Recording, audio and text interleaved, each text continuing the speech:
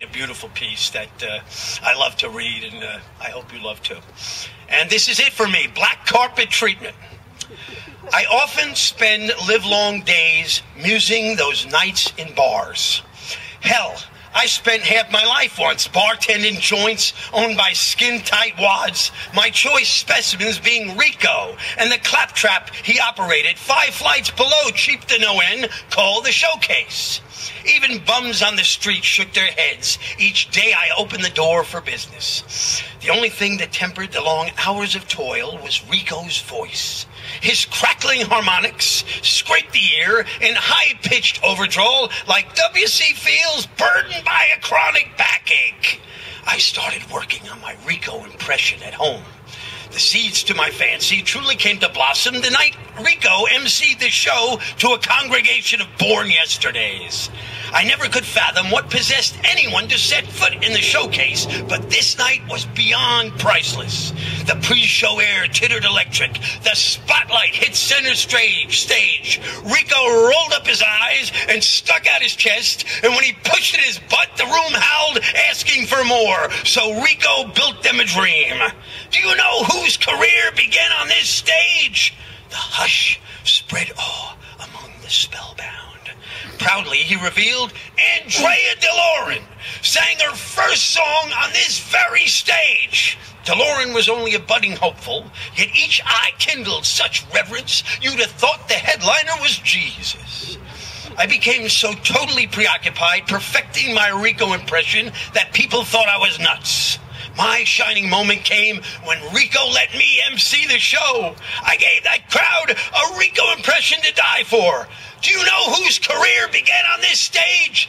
Klaus Barbie killed his first audience on this very stage. The only chuckle came from a comic backstage, so I gave him a rousing intro and returned to duty behind the bar, then quickly fell out of love with the hard buck, and as my days bartending the Showcase dwindled down, I lucked onto a job in a real nightclub where most of the guys knew Rico.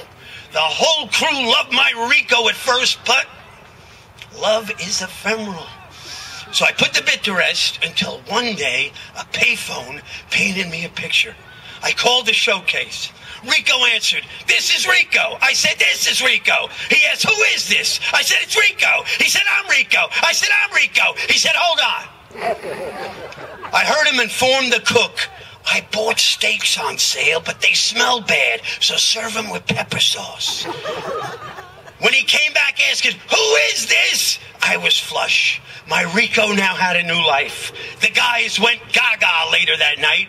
2 captains, 4 comics, and a waiter positioned themselves anxiously around the other extensions while the phone rang. Rico answered. Live shows were in progress at both ends of the conversation. Rico said, "This is Rico." I said, "This is Rico." He asked, "Who is this?" I said, "It's Rico." He said, "I'm Rico." I said, "I'm Rico." He said, "Hold on."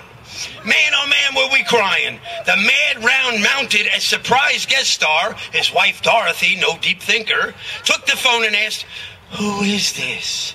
I said, "It's Rico." She said, "No, it's not." I said, "It's Rico, your husband." She said, "Rico's here. Who is this?" The customers found us more entertaining than the undercurrent of comedy on stage. Once back, Rico asked, "Is this Chucky?" I said, "No, it's Rico." He said, "I'm Rico." I said, "I'm Rico." He said, "Hold on." We were holding our sides while people at the Showcase underzealously applauded some dazed comic coming off stage to the raging Rico rally. "We love you. They love you. Come back." Then intimately, Rico cautioned his wife, "See if that chicken's cooked on table 20.